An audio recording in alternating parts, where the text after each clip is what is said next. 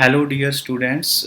Myself Amritpal Singh, and you are watching Science for Aspirants YouTube channel.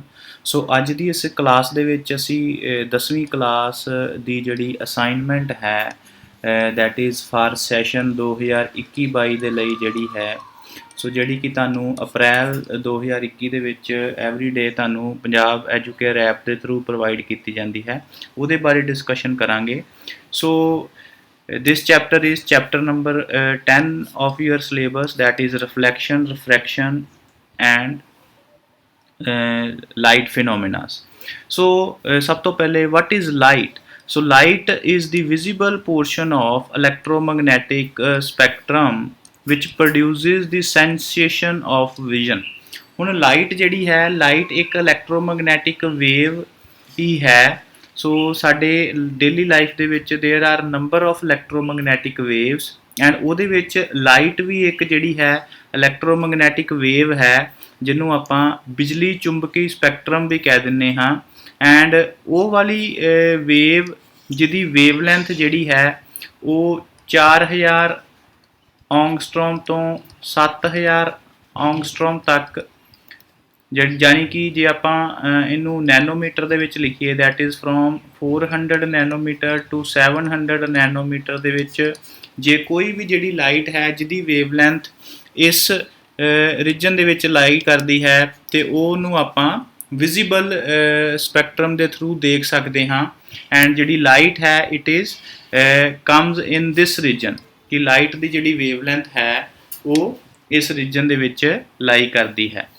ਜੇ ਮੈਂ unit ਦੀ ਗੱਲ ਕਰਾਂ 1 ਔਂਗਸਟ੍ਰੋਮ ਜਿਹੜਾ ਹੈ ਉਹ ਕਿਹਦੇ ਬਰਾਬਰ ਹੈ that is equal to 10⁻⁻10 metre and 1 nanometre that is equal to 10⁻⁹ metre so light ਇੱਕ ਇਲੈਕਟ੍ਰੋਮੈਗਨੈਟਿਕ ਵੇਵ ਹੈ ਐਂਡ ਇਹਨੂੰ ਟਰੈਵਲ ਕਰਨ ਦੇ ਲਈ ਕਿਸੇ ਵੀ ਜਿਹੜੀ ਪਾਥ ਦੀ ਲੋੜ ਨਹੀਂ ਹੈ light can travel in vacuum so this is very important light is electromagnetic wave ਜਿਹਨੂੰ ਆਪਾਂ EM ਵੇਵ ਵੀ ਕਹਿ ਦਿੰਦੇ ਹਾਂ and it require no medium to travel so light ਦੀ ਜਿਹੜੀ speed ਹੈ that is equal to 3 into 10⁸ meter per second and this is the maximum speed ਇਹ ਕਿਹਦੇ ਵਿੱਚ ਹੈ ਜਦੋਂ ਜਿਹੜੀ ਲਾਈਟ ਹੈ ਉਹ ਵੈਕਿਊਮ ਦੇ ਵਿੱਚੋਂ ਟਰੈਵਲ ਕਰ ਰਹੀ ਹੈ ਯਾਨੀ ਕਿ ਖਲਾ ਦੇ ਵਿੱਚ ਮੈਕਸਿਮਮ ਹੈ and depending upon the refractive index of the medium so ਜਿਹੜੀ ਲਾਈਟ ਦੀ ਸਪੀਡ ਹੈ ਹਰ ਇੱਕ ਮੀਡੀਅਮ ਦੇ ਵਿੱਚ ਚੇਂਜ ਹੁੰਦੀ ਰਹਿੰਦੀ ਹੈ ਸੋ ਇਹ ਕੁਝ ਇੰਪੋਰਟੈਂਟ ਗੱਲਾਂ ਜਿਹੜੀਆਂ ਤੁਹਾਨੂੰ ਲਾਈਟ ਦੇ ਬਾਰੇ ਯਾਦ ਰੱਖਣੀਆਂ ਪੈਣਗੀਆਂ ਸੋ next is reflection of light ਕਿ ਲਾਈਟ ਜਿਹੜੀ ਹੈ ਜਦੋਂ ਇੱਕ ਮੀਡੀਅਮ ਤੋਂ ਦੂਸਰੇ ਮੀਡੀਅਮ ਦੇ ਵਿੱਚ ਜਾਂ ਇੱਕ ਮੀਡੀਅਮ ਤੋਂ ਕਿਸੇ ਦੇ ਨਾਲ ਸਟਰਾਈਕ ਹੋ ਕੇ ਕਿਸ ਤਰ੍ਹਾਂ ਮੂਵ ਕਰਦੀ ਹੈ ਸੋ ਵਾਟ ਇਜ਼ ਰਿਫਲੈਕਸ਼ਨ ਕੀ ਹੈ phenomena of bouncing back of light in the same medium after striking a reflecting surface is called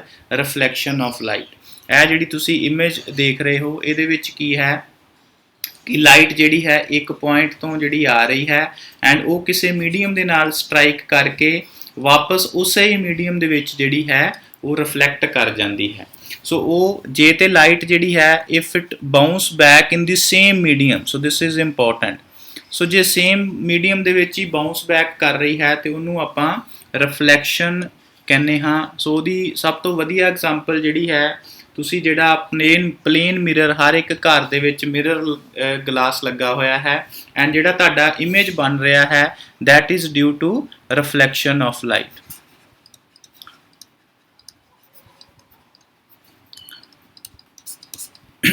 so reflection ਦੇ ਜਿਹੜੇ ਦੋ ਨਿਯਮ ਹਨ so first law of reflection ਕੀ ਕਹਿੰਦਾ ਹੈ ਕਿ when a ray of light it strikes on a plane surface it reflects in such a way that the angle of incidence is equal to angle of reflection ਉਹ ਕੀ ਕਹਿੰਦਾ ਹੈ ਕਿ ਜਦੋਂ ਵੀ ਕੋਈ ਜਿਹੜੀ ਲਾਈਟ ਹੈ ਉਹ ਕਿਸੇ ਪਲੇਨ ਸਰਫੇਸ ਸੋ ਪਲੇਨ ਸਰਫੇਸ ਮਤਲਬ ਕਿ ਉਹ ਖੁਰਦਰਾ ਨਹੀਂ ਹੋਣਾ ਚਾਹੀਦਾ ਬਿਲਕੁਲ ਇੱਕ ਪਲੇਨ ਸ਼ਾਰਪ ਜਿਹੜਾ ਹੈ ਹੋਣਾ ਚਾਹੀਦਾ ਹੈ। ਜਦੋਂ ਲਾਈਟ ਉਸ ਪਲੇਨ ਸਰਫੇਸ ਦੇ ਉੱਤੇ ਸਟ੍ਰਾਈਕ ਕਰਦੀ ਹੈ, ਜਿੰਨੇ ਐਂਗਲ ਦੇ ਉੱਤੇ ਜਿਹੜੀ ਉਹ ਲਾਈਟ ਨੋਰਮਲ ਦੇ ਨਾਲ ਸਟ੍ਰਾਈਕ ਕਰ ਰਹੀ ਹੈ ਐਂਡ ਆਫਟਰ ਬਾਉਂਸਿੰਗ ਬੈਕ ਉਹ ਸੇਮ ਐਂਗਲ ਦੇ ਉੱਤੇ ਹੀ ਜਿਹੜੀ ਹੈ ਵਾਪਸ ਰਿਫਲੈਕਟ ਕਰ ਜਾਂਦੀ ਹੈ। ਇੱਥੇ I ਜਿਹੜਾ ਹੈ that is angle of incidence ਹੈ and R is angle of refraction ਹੈ। ਸੋ ਤੁਸੀਂ ਇੱਥੇ ਵੀ ਦੇਖ ਸਕਦੇ ਹੋ। ਸੋ ਇਨਸੀਡੈਂਟ ਲਾਈਟ ਨੂੰ ਆਪਾਂ ਆਪਾਤੀ ਕਿਰਨ ਕਹਿੰਦੇ ਹਾਂ ਐਂਡ ਰਿਫਲੈਕਟਡ ਲਾਈਟ ਨੂੰ ਆਪਾਂ ਪਰਾਵਰਤਿਤ ਕਿਰਨ ਕਹਿੰਦੇ ਹਾਂ। ਕਿ ਜਿਹੜਾ ਐਂਗਲ ਹੈ ਆਪਾਤੀ ਕਿਰਨ ਅਬਿਲੰਬ ਜਿਹਨੂੰ ਆਪਾਂ ਨਾਰਮਲ ਕਹਿੰਦੇ ਹਾਂ, ਜਿੰਨਾ ਐਂਗਲ ਜਿਹੜੀ ਆਪਾਤੀ ਕਿਰਨ ਅਬਿਲੰਬ ਦੇ ਨਾਲ ਬਣਾ ਰਹੀ ਹੈ ਐਂਡ ਰਿਫਲੈਕਸ਼ਨ ਤੋਂ ਬਾਅਦ ਉਨਾ ਹੀ ਜਿਹੜਾ ਹੈ ਉਹ ਐਂਗਲ ਹੈ ਉਹ ਪਰਿਵਰਤਿਤ ਕਿਰਨ ਦੇ ਨਾਲ ਬਣਾ ਰਹੀ ਹੈ। ਸੋ angle I is equal to angle R. So this is first law of reflection. Here you need to remember ਇੱਕ ਗੱਲ ਦਾ ਤੁਸੀਂ ਧਿਆਨ ਦੇਣਾ ਹੈ ਕਿ ਇਹਦੇ ਵਿੱਚ ਜਦੋਂ ਲਾਈਟ ਜਿਹੜੀ ਹੈ ਸਟ੍ਰਾਈਕ ਕਰ ਰਹੀ ਹੈ ਉਹ ਪਲੇਨ ਸਰਫੇਸ ਦੇ ਉੱਤੇ ਸਟ੍ਰਾਈਕ ਕਰਨੀ ਚਾਹੀਦੀ ਹੈ, ਤਾਂ ਹੀ ਜਿਹੜੀ ਇਹ ਕੰਡੀਸ਼ਨ ਹੈ I is equal to R ਉਹ ਜਿਹੜੀ ਹੈ ਫੁੱਲ ਹੁੰਦੀ ਹੈ। ਹੁਣ ਜੇ ਆਪਾਂ ਗੱਲ ਕਰੀਏ ਸਾਡੇ ਕੋਲ ਜਿਹੜੇ ਹਨ ਸਰਫੇਸ ਦੋ ਤਰ੍ਹਾਂ ਦੇ ਹੁੰਦੇ ਹਨ। ਇੱਕ ਪਲੇਨ ਸਰਫੇਸ ਜਿਹਨੂੰ ਆਪਾਂ ਰੈਗੂਲਰ ਸਰਫੇਸ ਵੀ ਕਹਿ ਦਿੰਦੇ ਹਾਂ। ਸੋ ਉਸ ਕੇਸ ਦੇ ਵਿੱਚ ਜਿਹੜਾ ਐਂਗਲ ਹੈ incidence that is equal to angle of refraction. ਦੂਸਰਾ ਜਿਹੜਾ ਸਾਡੇ ਕੋਲ ਸਰਫੇਸ ਹੁੰਦਾ ਹੈ, so I will draw here, that is known as irregular surface. So irregular surface ਜਿਹਨੂੰ ਆਪਾਂ ਖੁਰਦਰਾ ਸਰਫੇਸ ਕਹਿ ਦਿੰਦੇ ਹਾਂ। ਹੁਣ ਉਸ ਕੇਸ ਦੇ ਵਿੱਚ ਕੀ ਹੈ ਕਿ ਜਿਹੜੀ ਐਂਗਲ ਆਫ ਇਨਸੀਡੈਂਸ ਹੈ that is not equal to angle of reflection. So ਇਸ ਕੇਸ ਦੇ ਵਿੱਚ ਜੇ ਸਾਡੇ ਕੋਲ irregular surface ਹੈ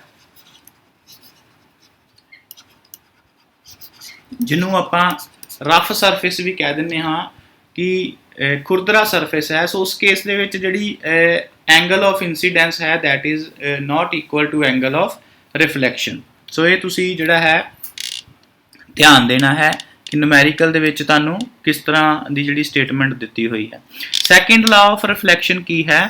ਸੋ ਸੈਕਿੰਡ ਲਾਅ ਆਫ ਰਿਫਲੈਕਸ਼ਨ ਕਹਿੰਦਾ ਹੈ the incident ray that is our this P ray, the reflected ray that is our Q ray and the normal ਜਿਹੜਾ ਸਾਡੇ ਕੋਲ ਹੈ which is perpendicular to the surface ਜਿਹੜਾ 90 degree ਦਾ angle surface ਨਾਲ ਬਣਾ ਰਿਹਾ ਹੈ।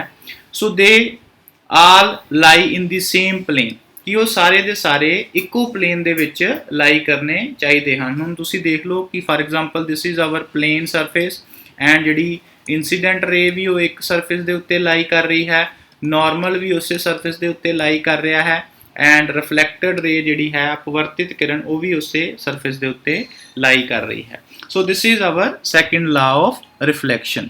ਸੋ ਨੈਕਸਟ ਇਜ਼ ਸਾਡੇ ਕੋਲ ਦੋ ਤਰ੍ਹਾਂ ਦੇ ਜਿਹੜੇ ਮਿਰਰ ਹੁੰਦੇ ਹਨ। ਇੱਕ ਤੇ ਆਪਾਂ ਗੱਲ ਕਰ ਰਹੀ ਪਲੇਨ ਮਿਰਰ ਦੀ, ਸੋ ਜਿਹਦੇ ਵਿੱਚ ਜਿਹੜੀ ਹੈ ਆਪਾਂ ਜਿਹੜੇ ਸਾਡੇ ਘਰਾਂ ਦੇ ਵਿੱਚ ਮੌਜੂਦ ਹੁੰਦੇ ਹਨ। ਸੋ ਪਲੇਨ ਮਿਰਰ ਕੀ ਹੈ? ਇਹ plane glass sheet whose one side is coated with silver metal or polished with silver metal is called a plane mirror. ਹੁਣ ਤੁਸੀਂ ਆਪਣੇ ਘਰਾਂ ਦੇ ਵਿੱਚ ਮਿਰਰ ਦੇਖੇ ਹੋਣਗੇ ਕਿ ਜਿਹੜਾ ਇੱਕ ਪਾਸਾ ਤੇ ਜਿਹੜਾ ਹੈ ਬਿਲਕੁਲ ਰਿਫਲੈਕਟਿੰਗ ਸਰਫੇਸ ਹੈ ਔਰ ਦੂਸਰਾ ਜਿਹੜਾ ਹੈ ਆਪਾਂ ਬਿਲਕੁਲ ਪੋਲਿਸ਼ ਕੀਤਾ ਹੁੰਦਾ ਹੈ। ਸੋ ਉਸ ਕੇਸ ਦੇ ਵਿੱਚ ਜਿਹੜਾ ਇਮੇਜ ਬਣਦਾ ਹੈ ਪਲੇਨ ਮਿਰਰ ਦੇ through that is virtual erect of the same size and at the same distance. ਜਿਹੜਾ image formed by plane mirror is virtual ਮਤਲਬ ਝੂਠਾ ਇਮੇਜ ਬਣਦਾ ਹੈ, ਇਰੈਕਟ ਮਤਲਬ ਸਿੱਧਾ ਇਮੇਜ ਬਣਦਾ ਹੈ and at same distance and of same size. ਹੁਣ ਤੁਸੀਂ ਜਦੋਂ ਵੀ ਆਪਣੇ ਘਰ ਦੇ ਵਿੱਚ ਸ਼ੀਸ਼ੇ ਦੇ ਸਾਹਮਣੇ ਖੜੇ ਹੁੰਦੇ ਹੋ, ਜਿੰਨੀ ਹਾਈਟ ਤੁਹਾਡੀ ਹੈ ਐਕਚੁਅਲ ਦੇ ਵਿੱਚ ਤੁਹਾਨੂੰ ਜਿਹੜਾ ਇਮੇਜ ਹੈ ਮਿਰਰ ਦੇ ਵਿੱਚ ਉਹ ਉਨੀ ਹਾਈਟ ਦਾ ਹੀ ਦਿਖਦਾ ਹੈ। ਜਿੰਨਾ ਡਿਸਟੈਂਸ ਦੇ ਉੱਤੇ ਤੁਸੀਂ ਮਿਰਰ ਤੋਂ ਦੂਰ ਖੜੇ ਹੋ ਉਨੇ ਡਿਸਟੈਂਸ ਦੇ ਉੱਤੇ ਹੀ ਜਿਹੜਾ ਉਹ ਇਮੇਜ ਬਣਦਾ ਹੈ। ਦੈਟ ਇਜ਼ ਮੀਨਸ ਕਿ ਉਹ उन्ने साइज़ का ही बन रहा है तो उन्ने डिस्टेंस के उत्ते बन रहा है। दूसरा रैक्ट बनता है, तुहानू जिहड़ी अपने मिरर दे विच जिहड़ी इमेज दिखता है वो तुहानू बिल्कुल सीधा दिखता है। So these are some of the properties of plane mirror, that is the image formed by plane mirror is virtual झूठा प्रतिबिंब, रैक्ट सीधा बनता है, at same distance and of same size. So next is spherical mirror. Spherical mirror गोलाकार mirror हुंदा है। A mirror whose reflecting surface is part of hollow virtual sphere of glass। So spherical mirror दा जिहड़ा part है वो अंदरों hollow हुंदा है ते बाहरों आपां जां ते उहनूं अंदरों कोटिंग करके कीता जांदा है जां बाहरों कोटिंग करके कीता जांदा है। सो ये डिपेंड करता है कि किहड़ा स्फेरिकल मिरर आपां बनाना है। स्फेरिकल मिरर जिहड़े हन वो दो तरह के हुंदे हन। सो पहला स्फेरिकल मिरर है कनकेव मिरर। कनकेव मिरर नूं आपां पंजाबी दे विच की कहने हाँ, दैट इज अवतल दर्पण। अवतल दर्पण की है? वो गोलाकार दर्पण जिसकी परावर्तित सतह दैट इज रिफ्लैक्टिंग सरफेस कच दे गोले दे केंद्र वाल हुंदी है। दैट इज वो वाला दर्पण जिहदी जिहड़ी रिफ्लैक्टिंग सरफेस है वो सेंटर ऑफ करवेचर वाल लाई करता है। सो ये तुसी अवतल दर्पण की इमेज देख सकते हो कि जिहड़ा जे मैं इत्थे ड्रा भी करा कि for example this is the shape of concave mirror. Concave mirror दे विच ये सारा एक जिहड़ा है ये रिफ्लैक्टिंग मिरर है और रिफ्लैक्शन कित्थों हुंदी है? बाहरली सतह तो रिफ्लैक्शन हुंदी है कि लाइट जिहड़ी है वो इत्थे स्ट्राइक करके वो वापस उसे साइड दे वल नूं मूव कर जाती है। So concave mirror is a spherical mirror which has reflecting surface towards the centre of sphere. कि जिहड़ा रिफ्लैक्टिंग सरफेस है वो जिधर नूं वो स्फीयर एक्सटेंड हुंदा सानू नज़र आ रहा है, सो उधर नूं ओहदी रिफ्लैक्टिंग सरफेस वो सेंटर ऑफ स्फीयर वाल नूं हुंदा है। And next is convex mirror. Convex mirror that is उत्तल दर्पण। उत्तल दर्पण की है? That spherical mirror whose reflecting surface is away from the center of sphere। हुण उत्तल दर्पण जिहड़ा है जिहड़ा कि सेंटर दे विचों मोटा हुंदा है। जे मैं इत्थे तुहानूं ड्रा करके दिखावां, उत्तल दर्पण की है कि this is our centre and जिहड़ा सेंटर दे विचों मोटा हुंदा है ते साइडां तो जिहड़ा पतला हुंदा है एंड उहदा जिहड़ा रिफ्लैक्टिंग सरफेस है वो बाहर वाला है। सो यह साड़ा पोर्शन पॉलिश्ड है। सो लाइट जिहड़ी है इधरों रिफ्लैक्ट होके वापस उसे सतह वाल नूं मूव कर जाती है। So this is the example of convex mirror जिन्हों आपां उत्तल दर्पण भी कहने हैं। whose reflecting surface is away from the center of sphere। सो ये जिहड़ियां तुसी कुछ गल्लां कन्वैक्स मिरर जां कनकेव मिरर नूं ड्रा करन दे लई ध्यान दे विच रखणियां हन। Now कुछ question related to this portion we will discuss। So first question is what happens when light strikes on the polished surface।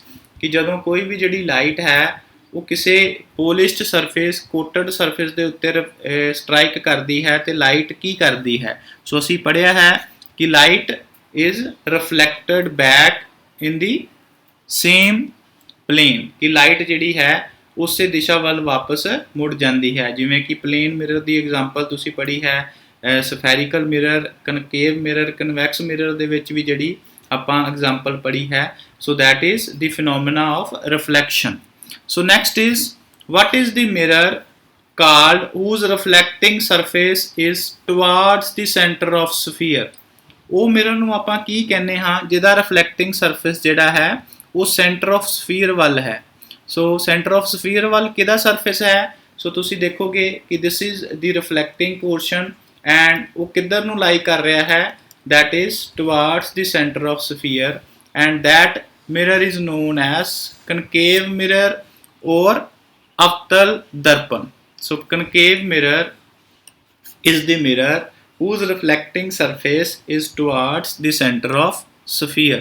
And what is the mirror called whose reflecting surface is away from the center of sphere? So ਉਹ ਵਾਲਾ mirror ਜਿਹਦਾ reflecting surface ਜਿਹੜਾ ਹੈ ਉਹ ਇਹ ਵਾਲਾ ਸਾਰਾ reflecting surface ਹੈ ਐਂਡ ਉਹ ਕਿੱਧਰ ਹੈ ਉਹ ਸੈਂਟਰ ਆਫ ਸਫੀਅਰ ਤੋਂ ਦੂਸਰੇ ਪਾਸੇ ਵੱਲ ਨੂੰ ਹੈ ਐਂਡ ਉਸ ਮਿਰਰ ਨੂੰ ਆਪਾਂ ਕੀ ਕਹਿੰਦੇ ਆ that is known as convex mirror. So these are some of the important questions and about the reflection of mirror and its properties. I hope कि ਤੁਹਾਨੂੰ ਇਹ ਜਿਹੜੀ ਸਾਰੀ assignment ਹੈ ਉਹ ਸਮਝ ਆ ਗਈ ਹੈ ਸੋ ਇਸੇ ਤਰ੍ਹਾਂ ਦੇ ਹੋਰ ਇੰਪੋਰਟੈਂਟ ਵੀਡੀਓਜ਼ ਦੇਖਣ ਦੇ ਲਈ ਜੁੜੇ ਰਹੋ till then goodbye.